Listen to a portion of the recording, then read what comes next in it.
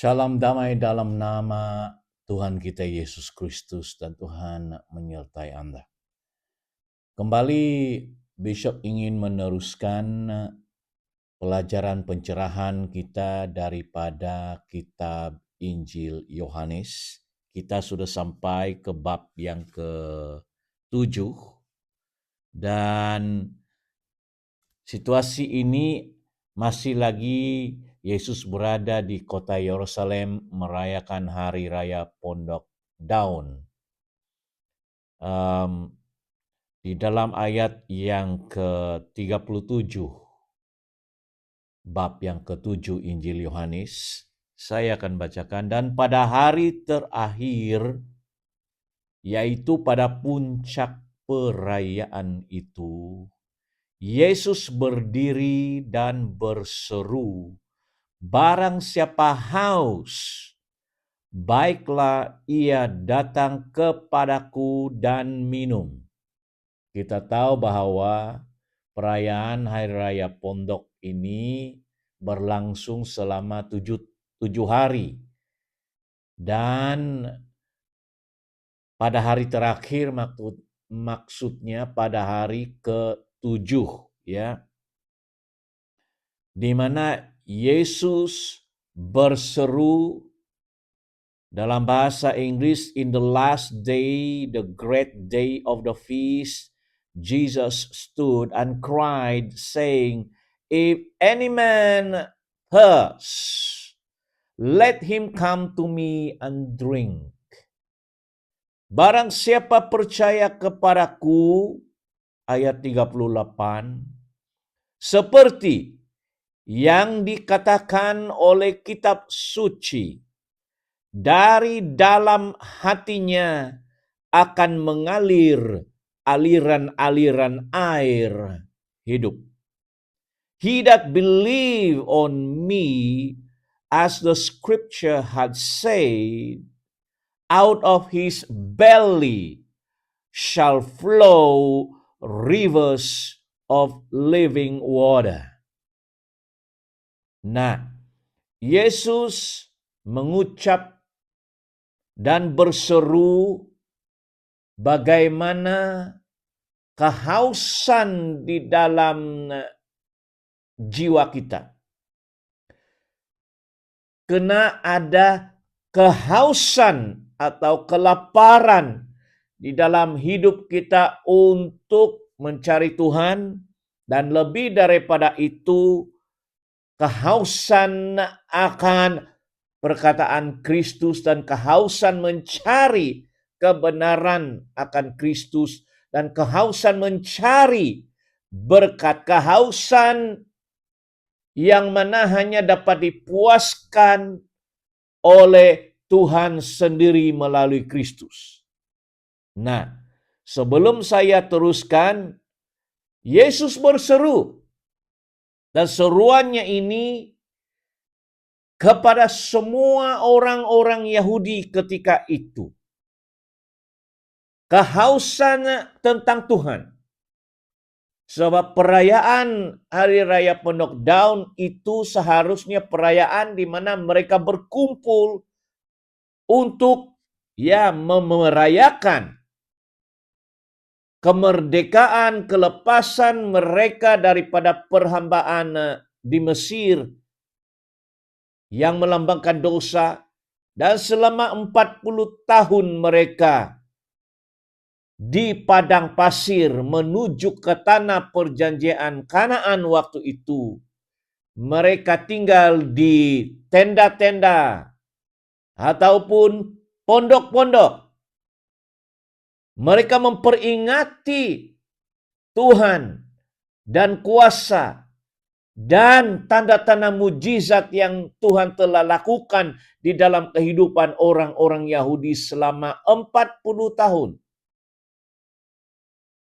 Dan Tuhan mencukupkan kehidupan mereka setiap hari dengan memberi makanan surgawi, makanan malaikat yang dipanggil mana setiap hari selama 40 tahun.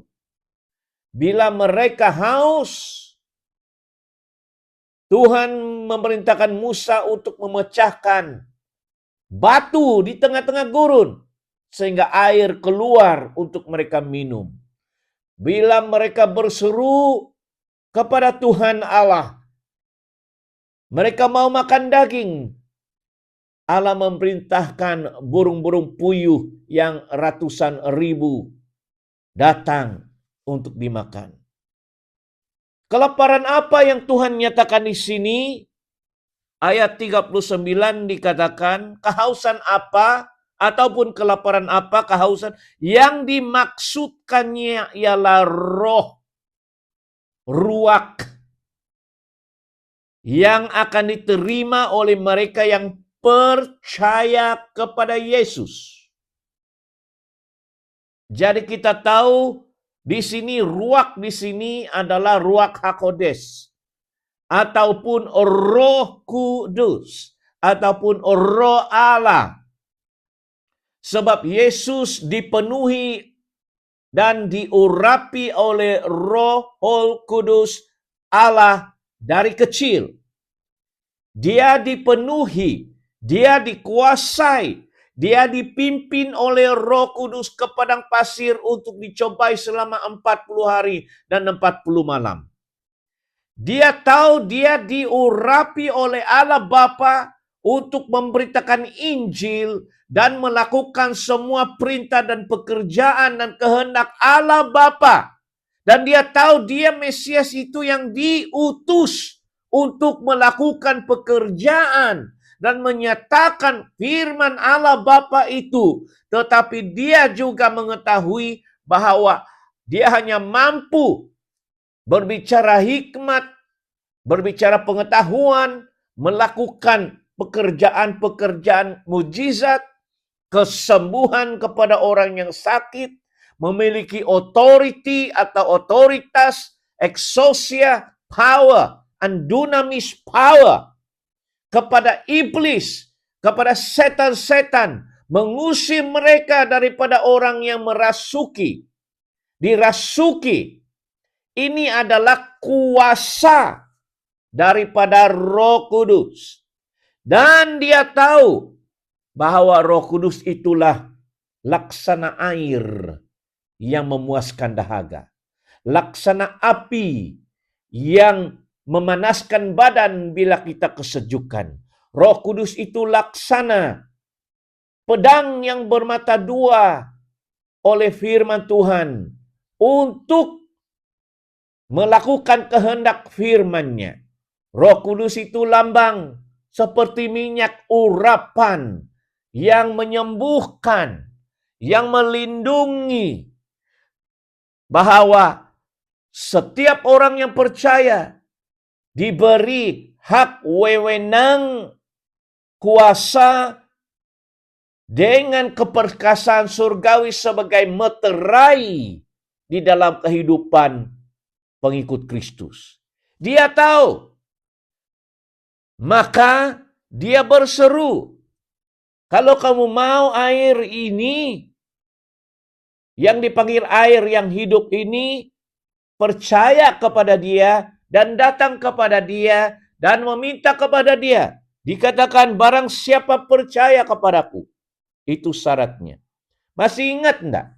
Ketika Yohanes Pembaptis membaptis orang dengan air sebagai tanda pertobatan. Yohanes Pembaptis kita telah membaca di dalam kitab Yohanes bab yang 1 sehingga sampai 2. Dikatakan, aku membaptis kamu dengan air sebagai tanda pertobatan, tetapi dia yang datang kemudian daripadaku, membuka tali kasutnya pun aku tidak layak. Dialah yang akan membaptis kamu dengan Roh Kudus dan dengan api. Yesus sebagai pembaptis Roh Kudus. Yesus sebagai pintu untuk menerima karunia Allah Bapa yang paling besar kepada gereja dan kepada pengikut-pengikutnya, yaitu Roh Allah, Ruach Hakodes, Roh Kudus, Parakletos itu. Yang dimaksudkan di dalam ayat 9 ialah Roh Kudus. Maka seringkali kita membaca di dalam Alkitab, penuhlah mereka dengan Roh Kudus. Bila Anda menjadi seorang pelajar teologi, Anda akan sering menemukan perkataan, maka penuhlah mereka dengan Roh Kudus. Penuh, dipenuhi. Jadi satu daripada manifestasi atau simbolik Roh Kudus adalah dalam bentuk air. Dia lebih senang. Sebab roh itu tidak kelihatan. Dia bukan dapat dilihat dengan logik. Sama seperti angin. Kadang angin itu juga satu dimensi dengan Roh Kudus. Ya, yaitu tidak kelihatan. Anda tidak pernah melihat angin, tetapi Anda boleh merasakan kehadiran angin, kesejukan angin, dan kekuatan tiupan angin. Jadi Roh Kudus itu berada di dalam level atau tingkat yang dipanggil roh, alam roh. Sama seperti malaikat Tuhan adalah roh, makhluk roh. Roh Kudus. Roh iblis itu juga sama di dalam dimensi alam roh. Roh iblis, roh kudus, roh malaikat, dan manusia itu juga adalah makhluk roh sebenarnya. Saya dan Anda adalah makhluk roh yang memiliki tubuh, yang memiliki jiwa. Tetapi setelah tubuh dan kita meninggal, maka roh ini akan keluar dari badan kita dan kita kembali kepada keadaan di mana kita adalah makhluk roh. Dalam Yohanes bab yang keempat ayat 24 kita telah membaca dan Tuhan Yesus berkata, Allah itu roh. Barang siapa menyembah dia harus menyembah dia dalam roh dan kebenaran. Roh maksudnya dia maha hadir di mana-mana. Anda berada di benua Afrika, benua Amerika, benua Asia, terdapat angin di mana-mana. Anda boleh bernafas angin, sebab angin itu berada di dalam dimensi roh. Maksudnya Roh Kudus itu juga maha hadir, maha kuasa. Di mana Anda pergi, Roh Kudus itu menutupi segala-galanya. Sebab dia adalah roh atau nukleus yang paling dalam di dalam Allah yang oknumnya pribadi tiga. Bapa, Anak, dan Roh Kudus. Manifestasi Roh Kudus itu tidak kelihatan dengan mata kasar, tetapi kita boleh merasakan kehadirannya seperti angin. Kita boleh merasakan itu. Dan Tuhan berkata, manusia roh ini, manusia rohani kita ini tidak mampu untuk dipuaskan tanpa Roh Kudus itu. Roh Kudus itulah jawaban bagi segala-galanya di dalam kehidupan orang percaya. Dan ini hanya diberikan kepada orang-orang percaya, bukan orang yang tidak percaya, bukan orang yang tidak menganut Kristus, bukan murid Kristus. Tidak. Dia adalah secara eksklusif diberikan kepada orang percaya. Maka dikatakan oleh Yesus, barang siapa haus, baiklah ia datang kepadaku dan minum. Dia harus berikan contoh yang paling baik, macam kita minum air begitunya, supaya air itu memenuhi hidup kita. Ya. Jadi dia katakan, barang siapa percaya kepadaku, ayat 38. Berarti syarat untuk menerima baptisan Roh Kudus dan dipenuhi Roh Kudus adalah percaya kepada dia. Baptisan Roh Kudus daripada Kristus, Bapa ingin memberikan karunia rohnya kepada setiap orang yang percaya kepada Kristus. Ini pemberian yang cuma-cuma. Ini bukanlah sesuatu yang kau boleh beli. Sebab ini adalah pemberian kepada anak-anak Tuhan yang telah menjadi pengikut Kristus. Diberikanlah karunia Roh Kudus. Sebahagian daripada oknum Allah itu menjadi sebahagian daripada hidup kita.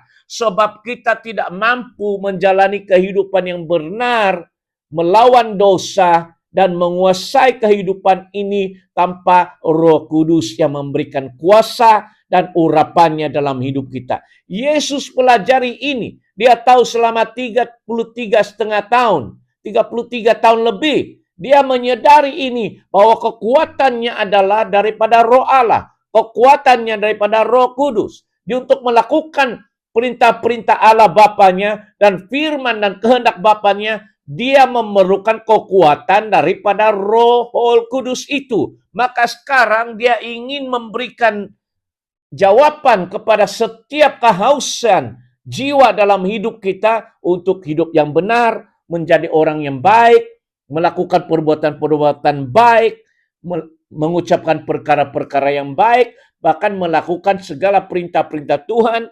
Anda memerlukan Roh Kudus untuk merubah kehidupan kita daripada kejahatan kepada kebaikan. Dan dia katakan, inilah jawabannya. Kalau kamu mau, datang kepadaku, percaya kepadaku. Of course ya, tentunya bila mau datang kepada Kristus itu harus datang dengan pertobatan. Pertobatan kehidupan, meninggalkan dosa dan berserah kepada kehendak, rencana, dan grace, belas kasihan Tuhan, memohon pengampunan Tuhan, dan berkata, Tuhan, aku tidak mampu menjalani kehidupan yang benar, aku tidak mampu menguasai diriku sendiri daripada ketagihan ini, daripada kejahatan ini, dari perbuatan ini. Aku memerlukan Roh Kudus. Oh Roh Kudus Tuhan, berikanlah saya, aku lapar. Aku mau meminum roh ini dengan puas.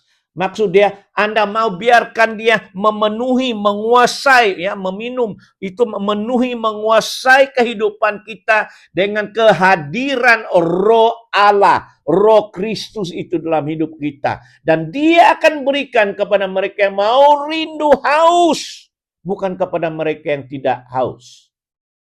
Barang siapa yang haus, pernah Anda haus? Saya percaya Anda haus, Anda akan mencari air. Tiada benda lain yang untuk menghidupkan Anda kecuali air. Betul nggak? Barang siapa haus, baik datang kepadaku dan minum. Ya.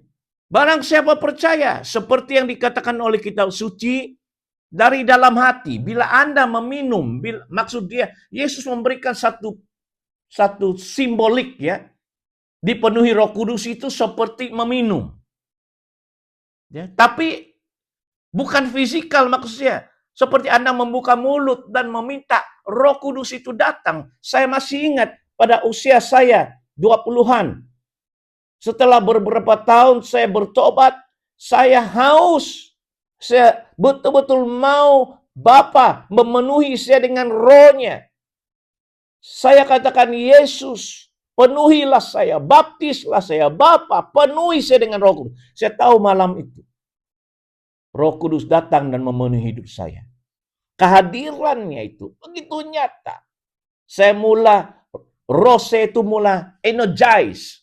Di dalam hati saya itu, roh jiwa saya itu mulai diberi kekuatan baru. Di dalam kepenuhan itu.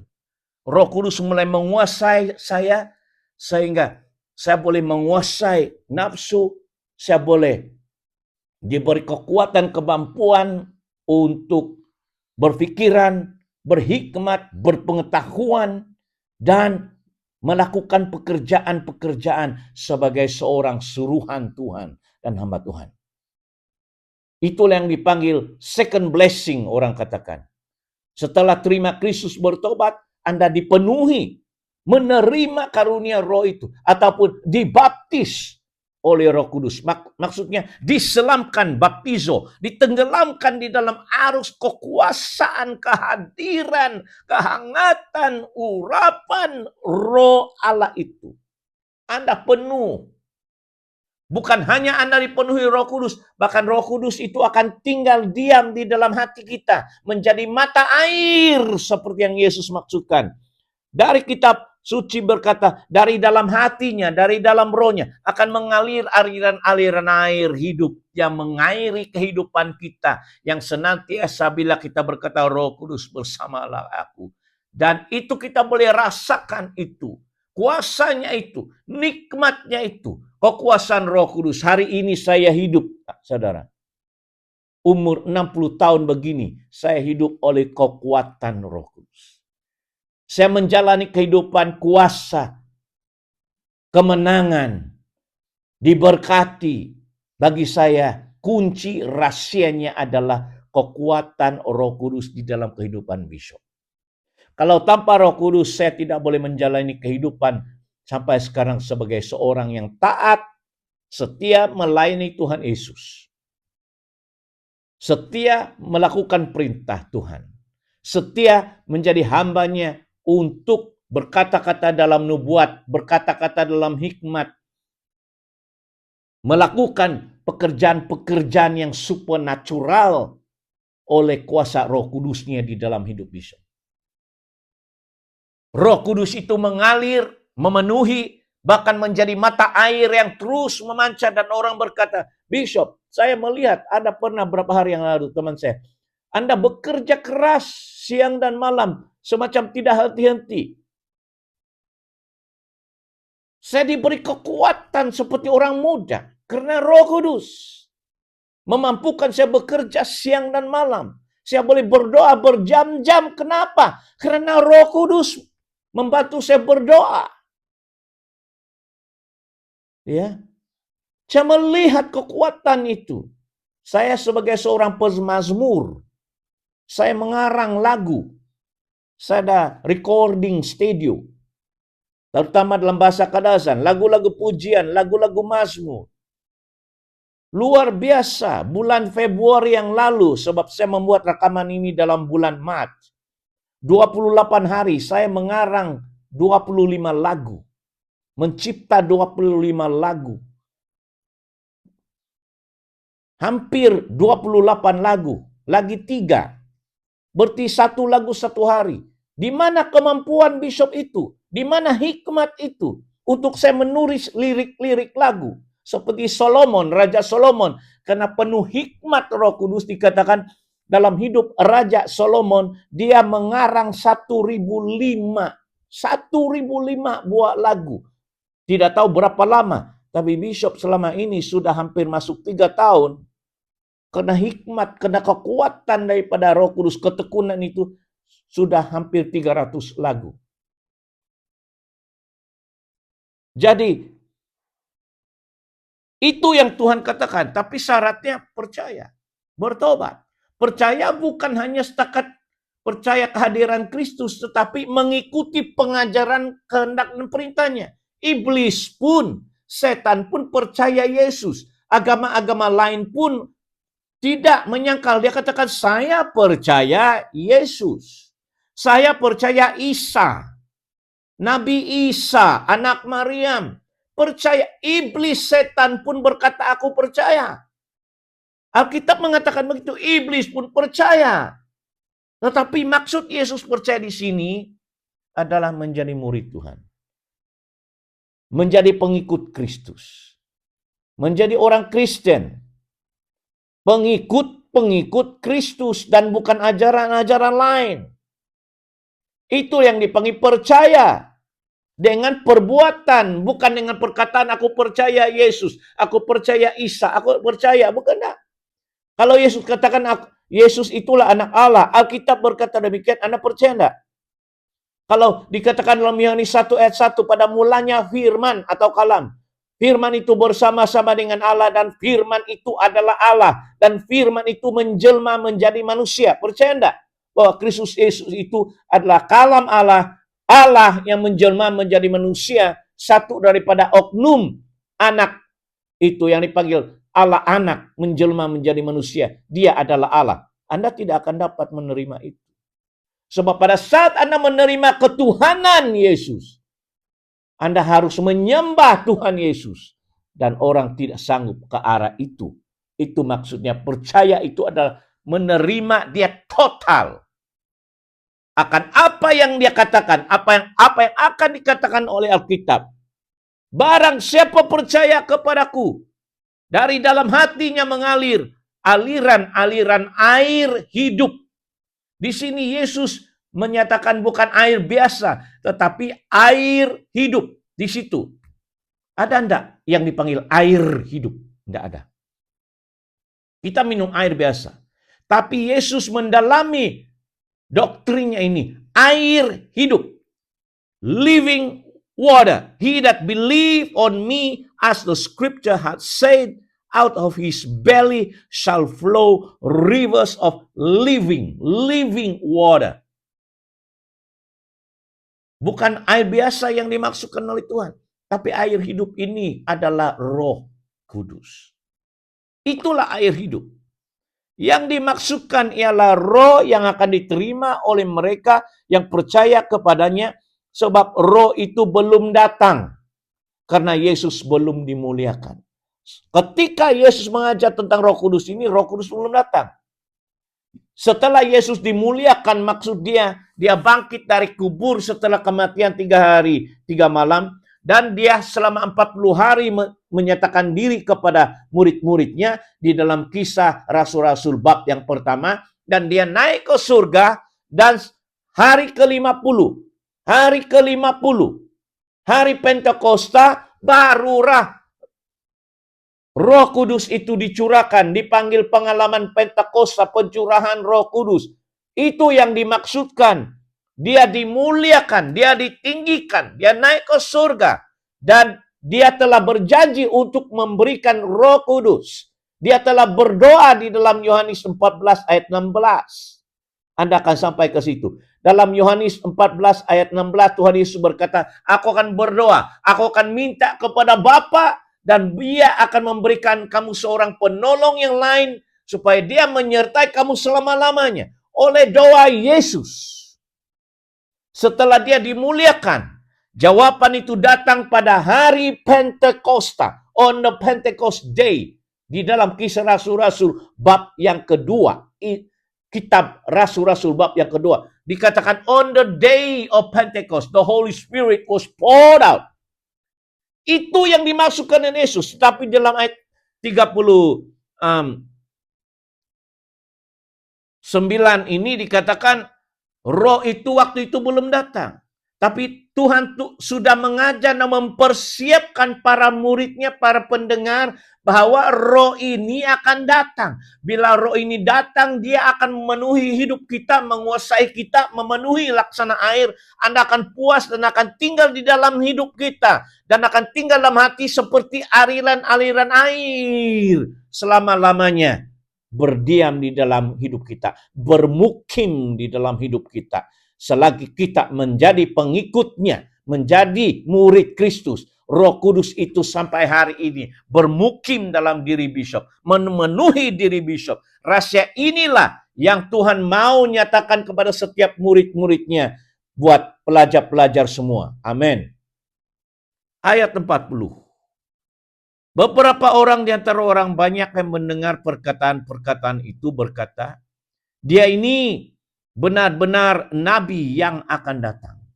Ada nubuatan, profesi di dalam perjanjian lama mengenai kedatangan seorang nabi.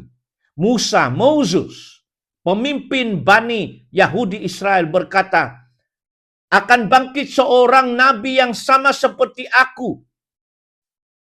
Dan inilah, Yesaya juga menubuatkan tentang kedatangan nabi ini. Yeremia, Nabi Daniel, para nabi-nabi orang Yahudi menubuatkan tentang kedatangan nabi besar ini yang datang dari antara orang Yahudi, bukan orang luar.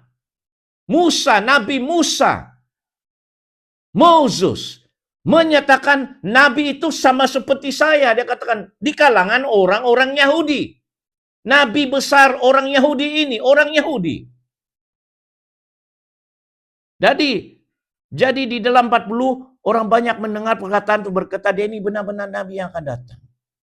Ayat 41, yang lain berkata, ia ini Mesias yang diurapi sebagai raja, sebagai juru selamat. Bila dikatakan Mesias itu, pemahaman orang Yahudi adalah seorang raja, keturunan di raja yang datang menyelamatkan umatnya, membebaskan umatnya dari segi politik, ekonomi, daripada perhambaan orang Romawi waktu itu.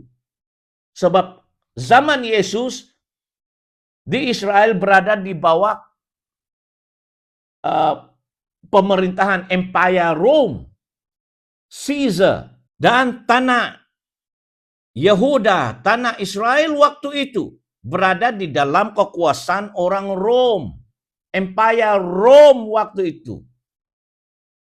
Di ibu kotanya di Rome, Raja Caesar dan Raja Herodes adalah puppet king yang dilantik oleh gubernur orang Rome di provinsi mereka, yaitu Pontius Pilatus, orang Rome.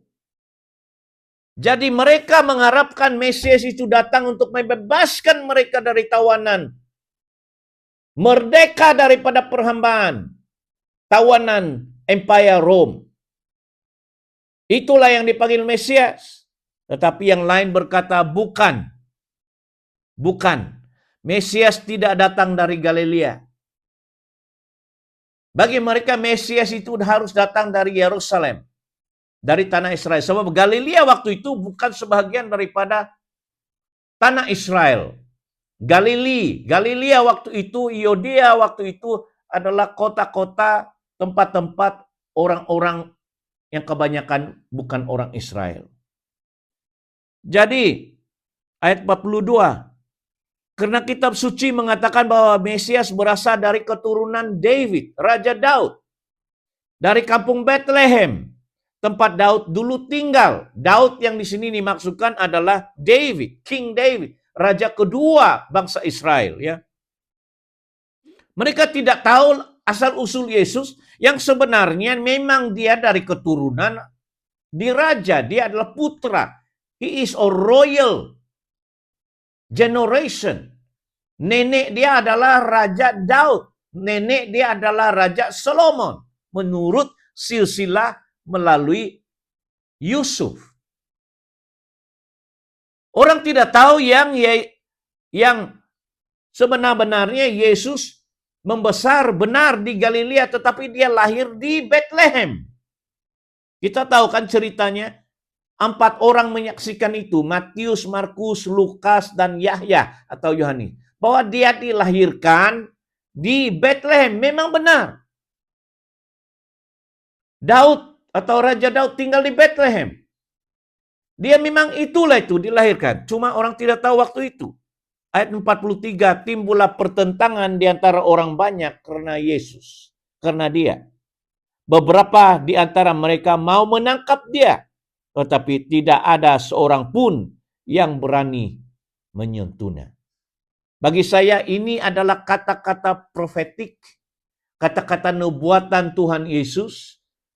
Tuhan Yesus sedang mempersiapkan mereka bahwa akan tiba satu hari perayaan yang amat besar yang sama seperti ini, di mana waktu itu dia sudah dimuliakan, dia sudah pulang ke surga, dia sudah melakukan menggenapi nubuatan dia untuk menyelamatkan manusia dari dosa sebagai Mesias, sebagai juru selamat, dan sebagai janji Allah Bapa dalam Yohanes 14 ayat 16, nanti kita akan sampai ke situ, dia telah memohon Allah Bapa untuk memberikan, mengaruniakan roh Bapa itu, yaitu roh Kristus, yaitu roh Kudus, kepada setiap orang-orang yang percaya, tetapi lebih dari orang percaya, setiap pengikut dan murid-murid Tuhan Yesus Kristus. Dia telah mempersiapkan di dalam kitab 7 ini bahwa bila Anda haus, dia telah memberikan petanda awal, jawaban awal, bahwa Roh Kudus itu adalah karunia yang cuma-cuma diberikan oleh Tuhan Yesus bila Anda datang dan haus dan memohon daripada Dia, sebab Dialah, melalui Dia saja Roh Kudus diberikan. Karena doanya Yohanes bab 14 ayat 16, aku akan berdoa, aku akan minta kepada Bapakku. Dan Bapa akan memberikan roh penolong yang lain, yaitu roh kebenaran. Dunia tidak melihat dia, karena dunia tidak mengenal dia. Dunia tidak melihat dia, tetapi kamu mengenal dia sebab dia akan tinggal di dalam kamu, akan datang. Dan di dalam bab yang ketujuh ini, Tuhan ingin bernubuat dan menyatakan, inilah jawaban dalam kehidupan Kristen kita, yaitu Roh Kudus. Dia laksana air yang memenuhi, membersihkan, yang refresh, membaharui jiwa kehidupan kita, menjadikan kehidupan ini penuh dengan berkat, excitement, ya, penuh dengan dinamiknya kehidupan ini. Oh, Anda saudara, sejak Bishop terima baptisan Roh Kudus pada usia 18 tahun, sekitar 1982, kehidupan saya menjalani kehidupan bersama Tuhan ini dinamika, secara dinamik, secara bersemangat. Jatuh bangun pun senantiasa ada penolong, penghibur, yang membuat saya tidak putus asa berkali-kali, banyak kali. Jatuh bangun. Tetapi kehidupan yang dinamika kehidupan saya itu diatur oleh Tuhan melalui rohnya. Kalau Anda ingin kehidupan yang dinamik, kehidupan yang menang, kehidupan yang penuh dengan berkat Tuhan dan pengalaman-pengalaman yang luar biasa dalam kehidupan ini, Anda memerlukan kehadiran Roh Kudus dalam diri Anda. Dan Yesus berkata, yang dimaksudkan adalah Roh Kudus. Yang dimaksudkan adalah Roh Kudus. Kemarin saya berkata kepada seorang pelajar Alkitab, orang Myanmar, orang muda. Dia belajar 4 tahun, Bachelor in Theology, ijazah dalam bidang teologi di Bangkok, sekolah Alkitab. Tapi dia mengunjungi bishop di rumah, sebab ada benda yang kami ingin buat project. Dan saya katakan, anak muda, mari saya memberi pesan pada Anda. Di dalam semua pelajaran teologiamu, yang utama, yang Anda utamakan adalah tentang pneumatologi, pengajaran tentang Roh Kudus, pelajaran tentang Roh Kudus. Saya ingin menyatakan bahwa selama 44 tahun saya menjadi pelayan Tuhan, saya ingin menyatakan kepada anak muda ini bahwa nukleus, pusat daripada kehidupan adalah dengan Roh Kudus. Barulah Roh Kudus itu akan memakai kehidupan kita untuk memuliakan nama Yesus, meninggikan nama Tuhan. Sebab tugas Roh Kudus adalah untuk meninggikan nama Kristus, memasurkan nama Tuhan Yesus. Kalau Anda lakukan itu sendiri-sendiri dengan ilmu pengetahuan Anda akan mempersembahkan dan mengajar teologi tentang kristologi hanya pengetahuan akademik dan otak. Anda tidak mampu membuktikan pekerjaan supernatural Yesus yang melalui Roh Kudusnya dengan tanda-tanda dan mujizat hari ini. Anda tidak dapat. Saya menyatakan pada anak muda ini. Dan saya ingin menyatakan pada Anda. Ini jelas terbukti 44 tahun saya melayani Tuhan. Kalau saya hanya gunakan teologi akademik saya, ya saya ada PhD, saya ada doktor dalam teologi, tauliah, ijazah, sarjana, semua ada. Tetapi saya hanya berbicara akademik, tidak terbukti dalam hidup saya, Anda tidak akan berjalan di dalam mujizat Tuhan.